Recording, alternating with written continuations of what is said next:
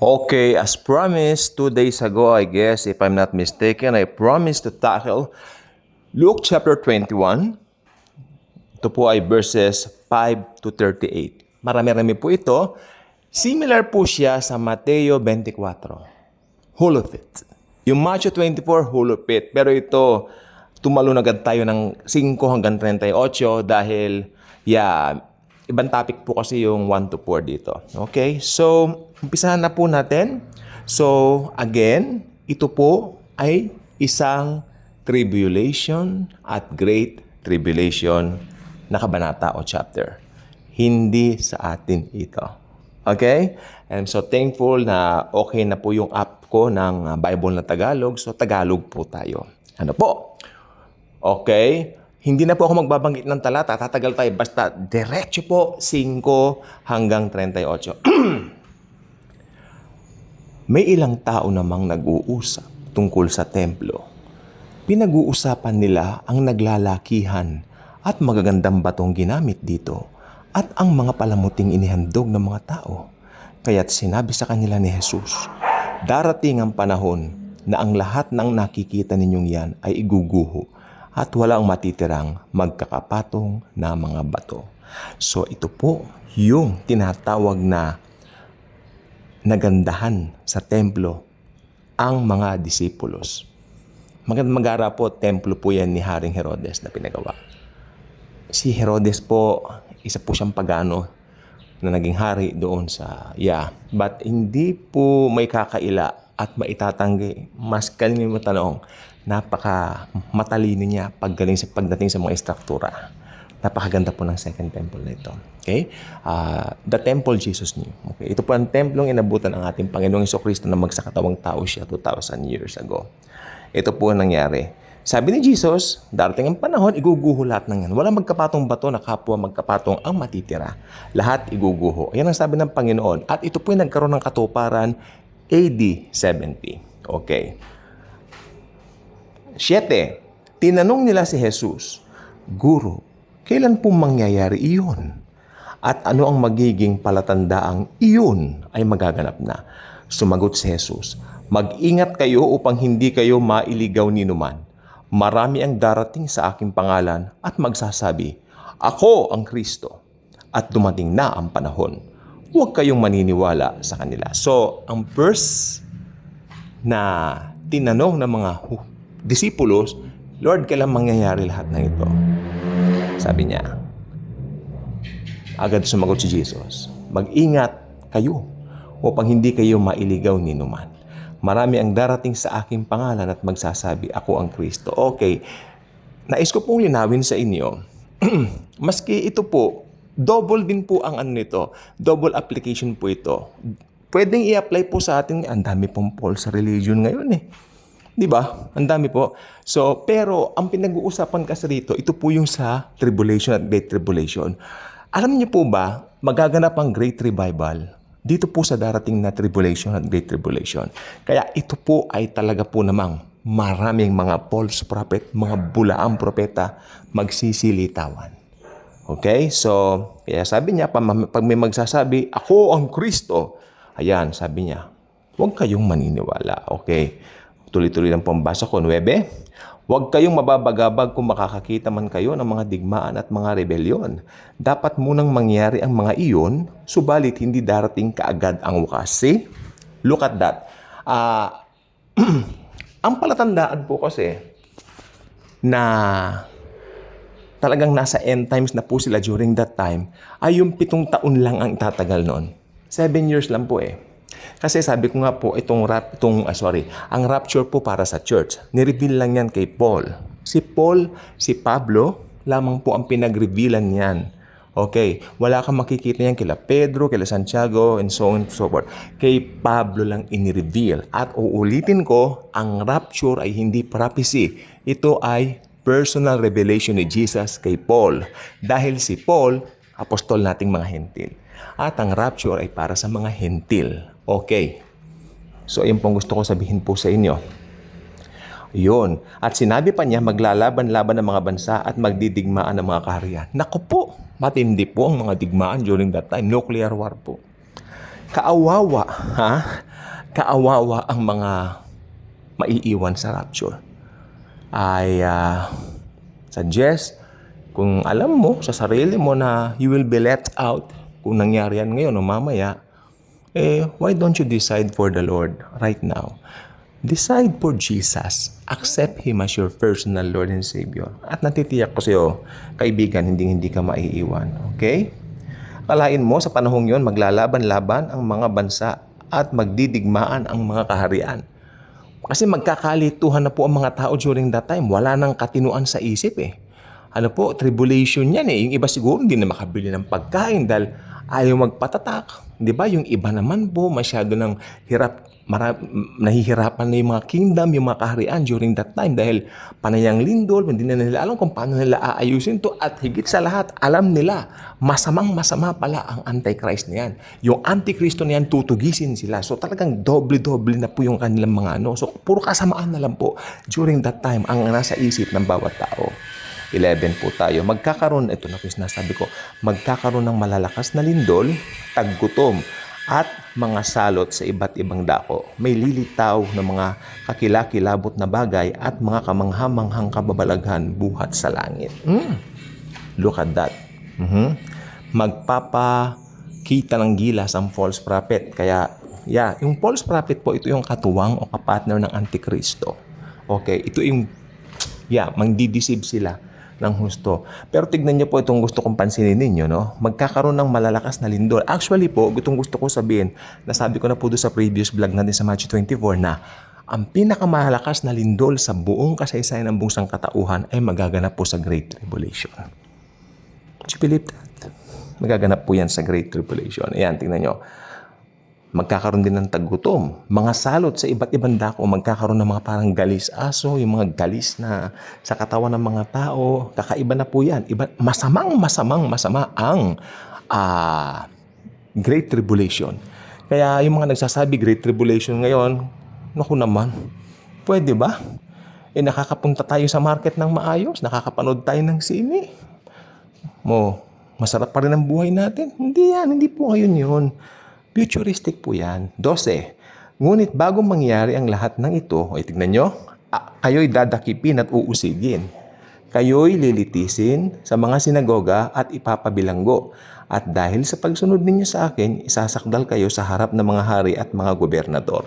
Jesus, during this time, nagkikipag-usap siya kila Pedro, kila Santiago, kila Juan, dahil after ilang days, ipapako siya sa cross. Pero right after niyang mapako sa cross, mabuhay muli, mag-resurrect, bumalik sa langit, ang mga disipulos na sila Pedro, Santiago, Juan, sila po ay dumanas ng persecution laban kay sa mga Roman Empire, hindi po ba? So, ito po natupad na po itong 12. Natupad na po itong 12 sa mga disciples na nakasama ni Jesus. Pag sinabi mong disciples na nakasama ni Jesus, Pedro, Juan, Santiago, and all that, Pero yung pinakadakilang apostol sa lahat, si Pablo, hindi po siya nakasama ni Jesus kailanman. Para sa akin po siya ang pinakadakilang apostol sa lahat. Ibang klase yung working ni Jesus kay Paul. Malaki yung narating ng ministry ni Paul kasi si Paul po ay apostle of grace to the Gentiles. So, natupad na po itong 12 isulat niyo po. Tandaan nyo, natupad na po itong 12 nang i-persecute yung mga disipulos. 13. Iyon ang pagkakataon ninyo upang makapagpatotoo tungkol sa akin. Nakapagpatotoo nga po sila yung mga disipulos. Hindi ba si Pablo at si Silas nung nakakulong po sila? Instead of mag-complain, nakakulong sa mabahong dungeon, they're praising the Lord, they're singing hymns and all that, At nakalas po yung mga taling nila at lumindol at nabuksan po yung selda nila. That's why one jailer will about to kill himself because during that time, if you were being escaped by your prisoners at ikaw ang talagang jailer doon, natakasan ka, papatayin ka rin naman. So sabi ng jailer, patayin ko na rin sarili. I'm going to kill myself. Anyway, they will do the same to me. Diba? So patayin ko na rin ang sarili ko. Kanong jailer, no, don't do that. Kani Paul. Don't do that. We're here. Okay. Tuwan-tuwa yung jailer. What must I do in order for me to possess or to have eternal life? Believe in the Lord Jesus and you will be saved. You and your household. What a beautiful declaration kung ano yung dapat gawin ng bawat isa. Amen? So, ayun po ang nangyari. So, na-persecute po sila.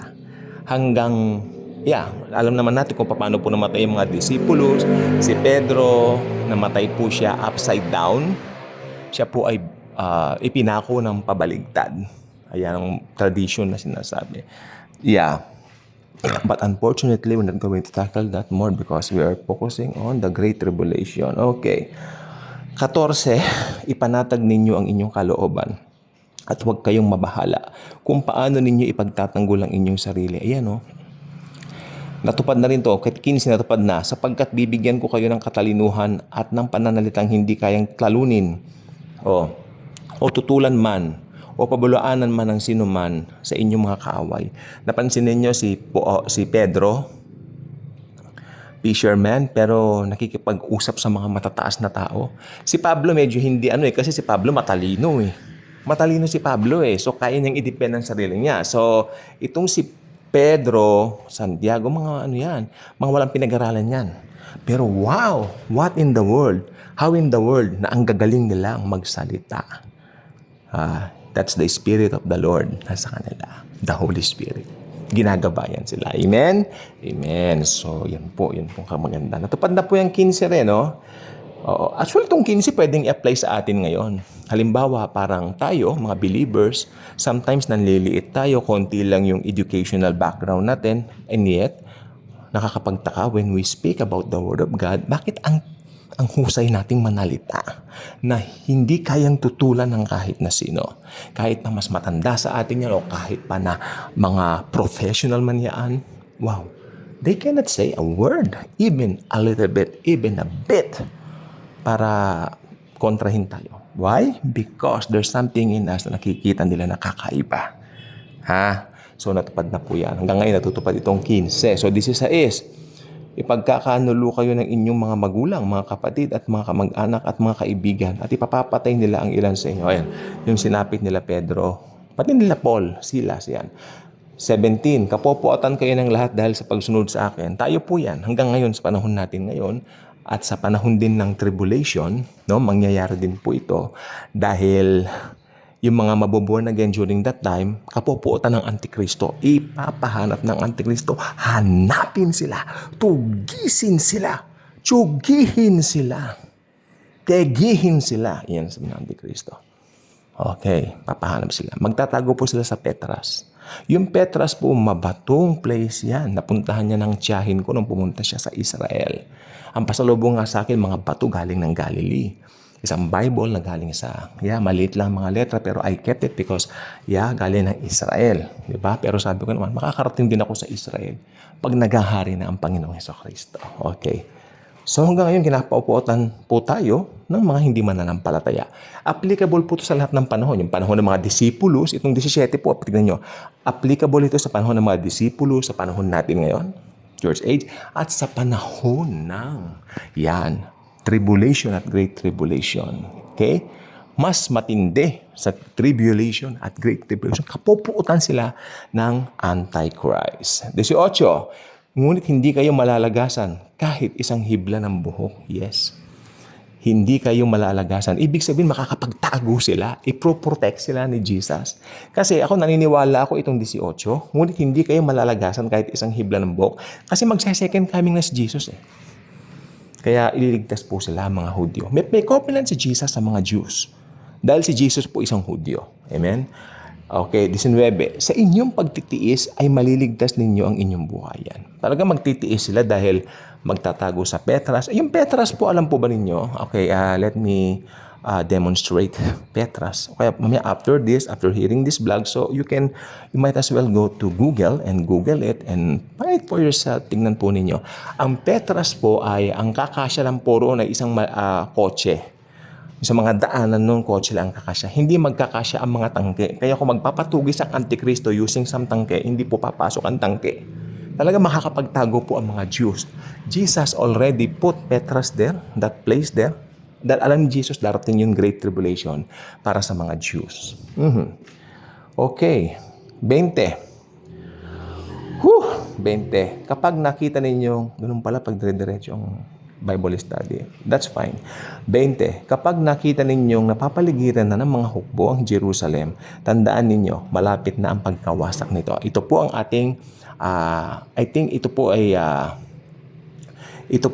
sa ating pong time ngayon. Pwede po siyang i-apply sapagkat bago mag-rapture, di ba, bago dumating si Jesus, hindi ko po sasabihin palatandaan, pero talagang mangyayari po, talagang kukubkubin ang Jerusalem. Okay? At lalo na po sa Great Tribulation, talagang ang sentro ng galit at puot ng buong mundo during the Great Tribulation mapupunta sa Israel, sa Jerusalem. 21 na po tayo Ang mga nasa Judea ay dapat nang tumakas papunta sa kabundukan. I'm talking about Petras, right? This is Petras, kabundukan.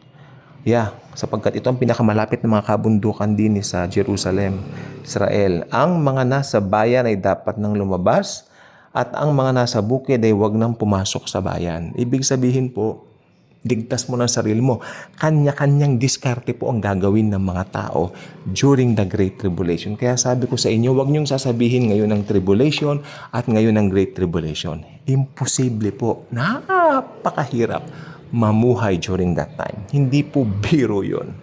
Please lang, hindi po ngayon.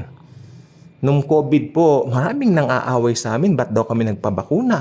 Maiimpyerno na raw kami ika. Dahil yun daw bakuna, ito raw yung tatak ng halimaw. Unang-una, tanong ko, kung tatak ng halimaw, nasaan yung halimaw? Sabihin mo, sino ang Antikristo? Walang mapakita dahil maling paniniwala.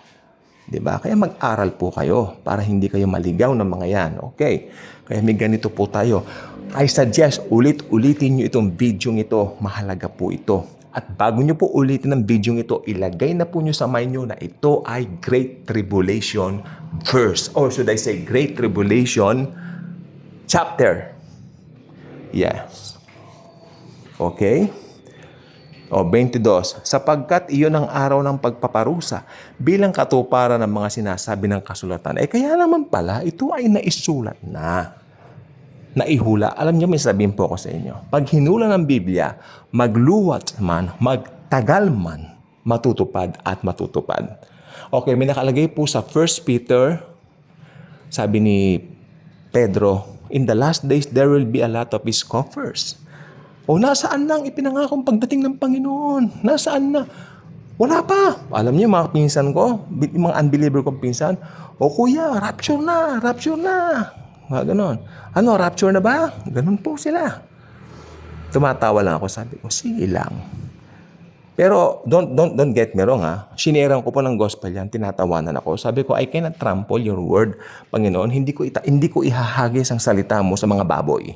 Tandaan nyo, si Jesus ang nagsabi, mga swine, huwag niyong ihagis ang perla sa mga baboy.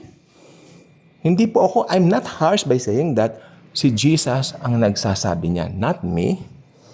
Kaya huwag niyong ihahagis ang mga perlas sa mga baboy.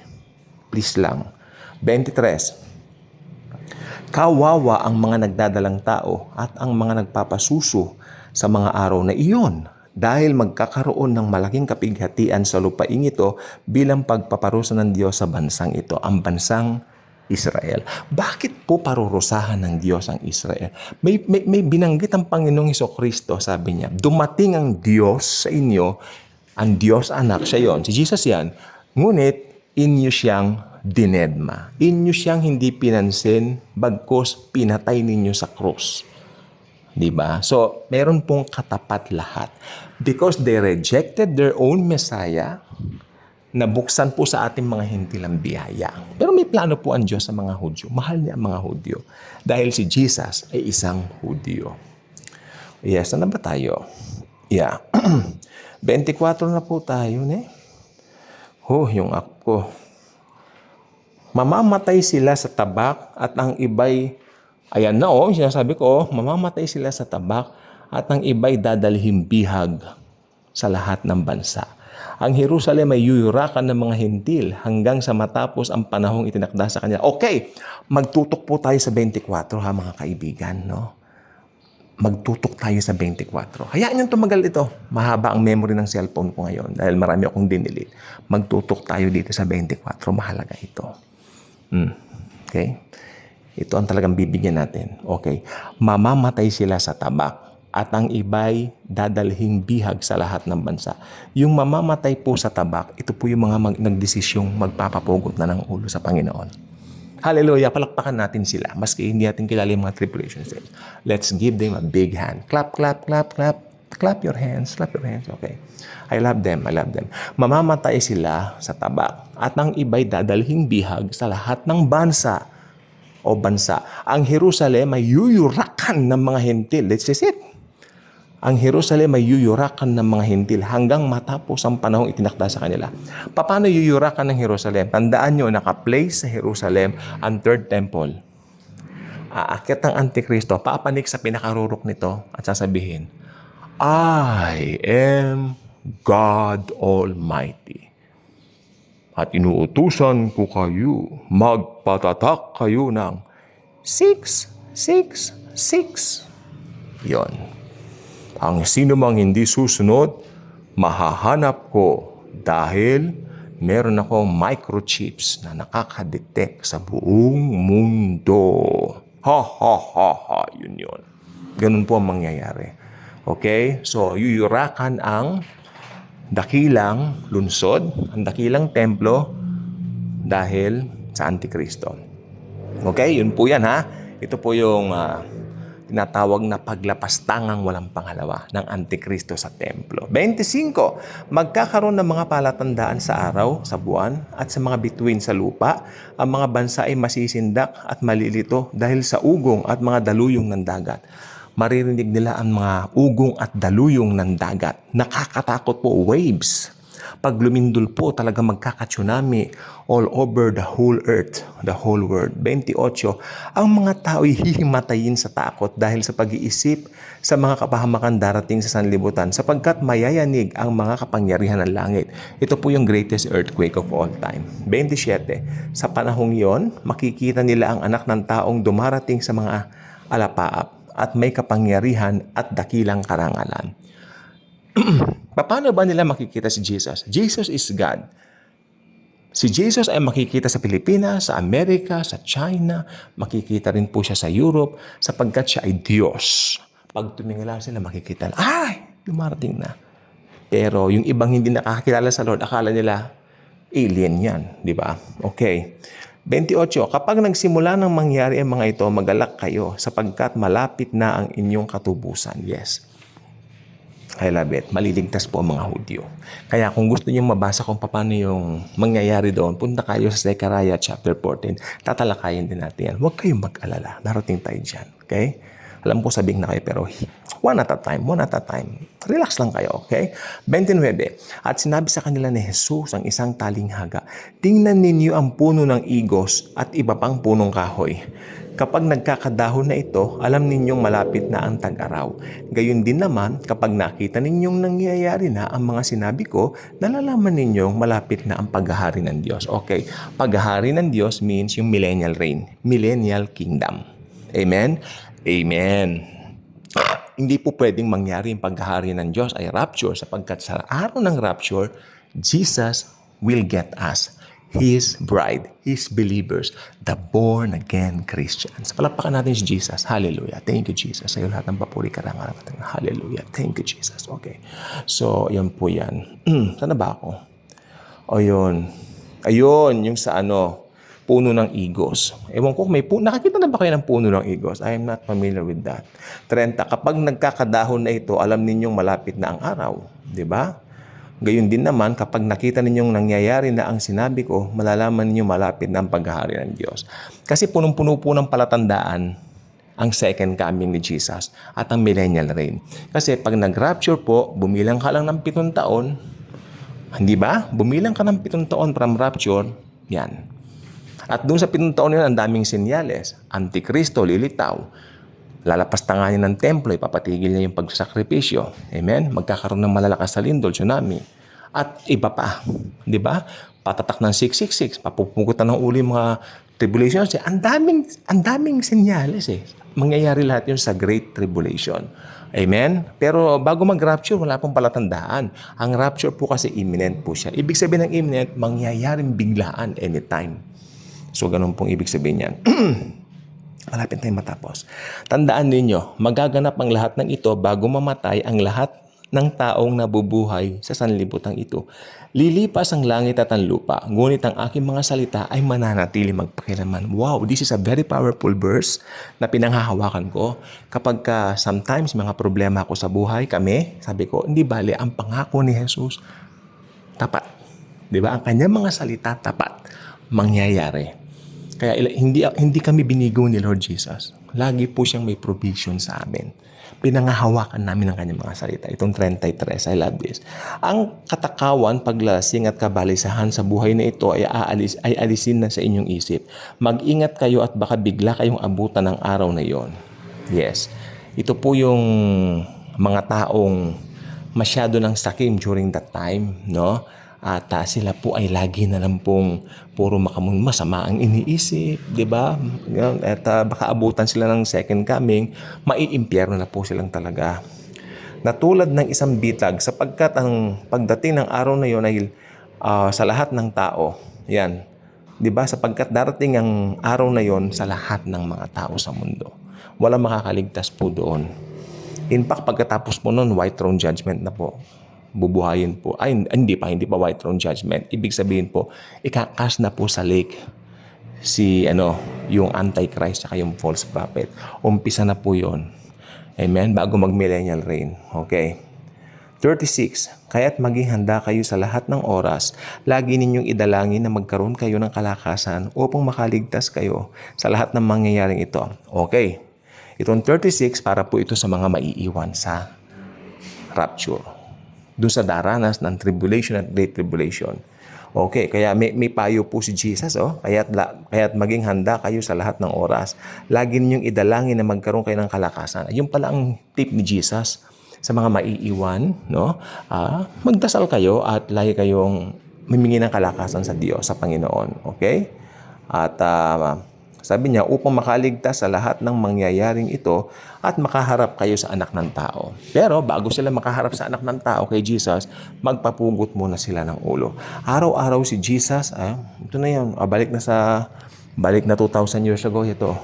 Araw-araw si Jesus ay nagtuturo sa templo, kung gabi na may umaalis siya at nagpapalipas ng magdamag sa bundok ng mga olibo. Yun, paborito pala ni Jesus yung Mount of Olives kasi doon siya babalik. Maaga pa'y pumupunta na sa templo ang mga tao upang makinig sa kanya. Wow. Ayun na. So, I hope kung hindi po ako mag-uulit dito, no? Basta pag nasabi ko na po, gusto niyo po ulitin niyo po yung video. Total, almost 30 minutes lang po itong video nito.